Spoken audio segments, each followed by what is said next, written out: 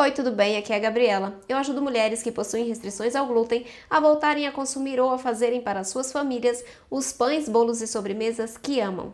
E no vídeo de hoje nós falaremos sobre o terceiro e o quarto passo para a criação de receitas sem glúten.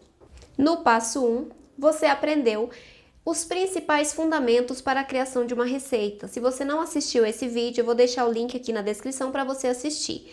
No vídeo 2, o passo 2, nós aprendemos os principais ingredientes e suas funções nas receitas sem glúten.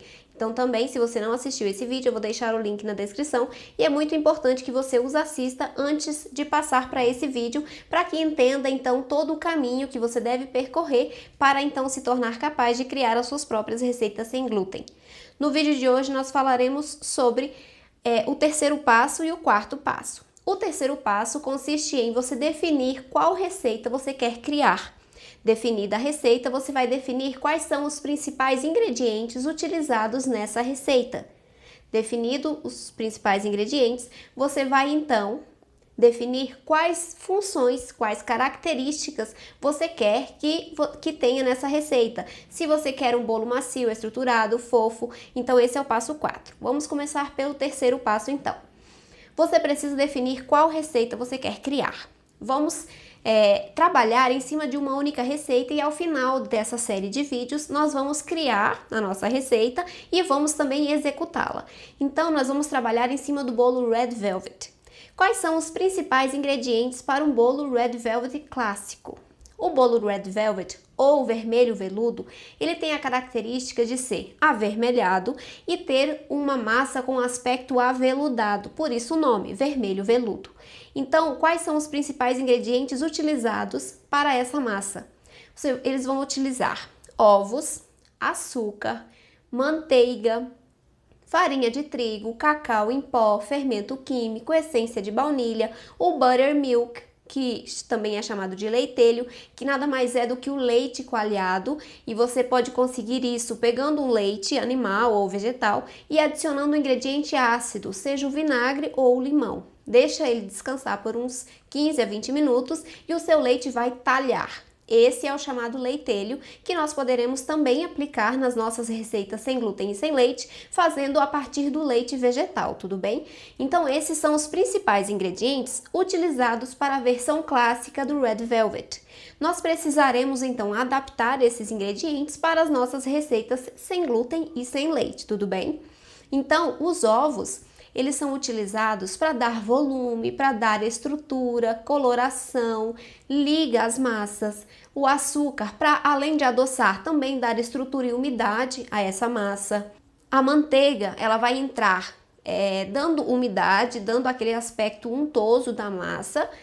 E algumas receitas do Red Velvet combinam manteiga e óleo vegetal. A manteiga para dar o aspecto amanteigado, para dar sabor à massa, e o óleo para deixar um pouquinho mais macio o seu bolo, porque a manteiga, quando refrigerada, vai fazer com que a massa fique mais enrijecida, e o óleo vegetal, então, vai entrar dando mais leveza e maciez.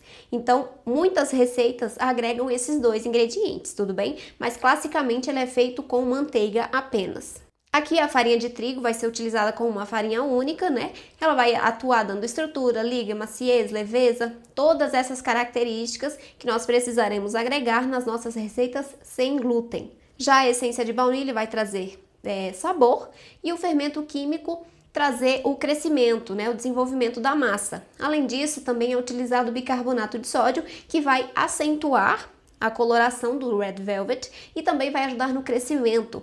O cacau em pó aqui também vai entrar para, além de dar sabor, acentuar a coloração avermelhada do bolo junto com o corante alimentício. Na receita clássica, as primeiras a serem criadas foram feitas a partir de reação química. Então, a reação química entre o leitelho, né, o ácido ou o vinagre adicionado à receita junto ao cacau em pó, deu esse aspecto de coloração mais avermelhada. Por isso foi dado o nome Red Velvet. Além dessa coloração feita pela interação química entre esses ingredientes, tem também aquele aspecto mais aveludado da massa. Então, a origem do nome foi dessa, só que eles não utilizavam corante para atingir a coloração avermelhada. Essa reação foi causada através da interação dos ingredientes ácidos com o cacau em pó.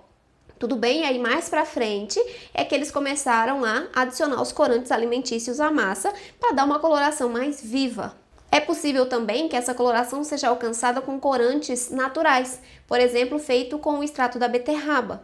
Você vai bater, né, fazer o extrato da beterraba, reduzir bem e adicionar a receita. Porém, essa coloração ela não vai ser tão acentuada como se tivesse sido feito com o corante alimentício, e pode deixar um sabor residual de beterraba na sua massa, a depender da quantidade que você utilizar de corante, tudo bem? Então, eu nunca testei fazendo com o corante natural.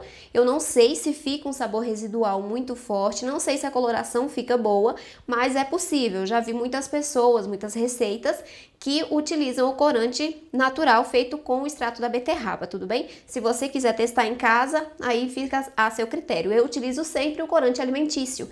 E o corante alimentício adicionado, ele é em pequena quantidade, porque ele tem uma capacidade de deixar a massa avermelhada, e se você adicionar em excesso, ele pode amargar essa massa. Então é importante que você sempre siga a quantidade indicada na receita, tudo bem? Não exagere na quantidade de corante, porque ele vai deixar a sua massa amarga, tudo bem? Então, definidos os principais ingredientes utilizados na receita do bolo Red Velvet, você precisa definir quais características você gostaria de observar nessa massa. Você quer uma massa estruturada, leve, macia, com esse aspecto aveludado, com uma coloração bonita. Então, você precisa definir essas características para definir, então, quais ingredientes da confeitaria sem glúten e sem leite você vai agregar para obter, então, uma massa que seja estruturada, leve, macia, fofinha, com um aspecto aveludado e também com uma coloração avermelhada. Mas para discutirmos isso, nós falaremos em um outro vídeo, tudo bem? Essas características, definir quais ingredientes serão utilizados para obtermos essas características. Mas é muito importante que você saiba exatamente o que você busca na receita para então definir quais ingredientes utilizar. Porque, por exemplo, se você não pode consumir leite e na receita leva manteiga, o que você pode? Substituir no lugar da manteiga para não perder a característica que a manteiga agrega à massa, por exemplo. Então, se eu quero um bolo que tenha um aspecto amanteigado, eu posso substituir essa manteiga por um creme vegetal, se você não se importa, se você consumir, né, esse tipo de alimento. Você pode substituir por óleo vegetal, mas aí você coloca um ingrediente que tenha mais gordura, por exemplo, que é o que nós vamos fazer na nossa receita do Red Velvet. Nós vamos utilizar o óleo vegetal como a gordura da massa, porém, como o óleo vegetal por si só, ele não deixa uma característica amanteigada na massa, aquele aspecto aveludado, nós vamos agregar outros ingredientes que possuam uma quantidade de gordura maior e uma quantidade de proteínas também, porque aí eu vou ter um aspecto mais amanteigado na massa e também ela vai ficar mais macia e mais úmida. Então você precisa entender a função dos ingredientes que nós aprendemos no vídeo 2. Você precisa conhecer como você pode substituir para chegar naquela característica que você busca. Então, sabe-se que se eu substituir a manteiga por um óleo vegetal, eu não vou ter a mesma característica que a manteiga agrega. Eu não vou ter uma massa amanteigada, mais úmida. Então, eu preciso saber os ingredientes, saber as funções de cada um, para eu poder, então, substituir por um ou por mais ingredientes. Então, no caso da manteiga, nós vamos utilizar o óleo vegetal e um outro ingrediente que tem mais gorduras. Tudo bem? Para conseguir a coloração mais avermelhada, nós vamos utilizar um conjunto de ingredientes. Então é importante que você conheça mais uma vez as funções dos ingredientes, que você saiba qual a receita você quer, quais as características que aquela receita apresenta, quais as principais características que você busca naquela massa, para então definir os ingredientes, a combinação deles, porque se você não souber quais as funções de cada um, você não sabe como cada um reage, como cada um interage entre si. E aí, talvez, por exemplo, eu não gosto de chocolate, só que de cacau, né? Na minha receita Red Velvet, se eu utilizar somente o corante vermelho, ele vai ficar avermelhado. Só que ele não vai ficar com um sabor tão rico como se eu tivesse utilizado também o cacau em pó. Então, o cacau em pó, ele entra, além da função de dar sabor, ele entra para me dar uma coloração mais avermelho, um vermelho mais fechado, uma saborização maravilhosa na massa. Então, eu preciso definir os ingredientes definir quais as características eu busco para então escolher esses ingredientes e as quantidades de cada um e usar na receita, tudo bem? Mas isso é conversa para um próximo vídeo. Hoje eu queria que você soubesse só isso.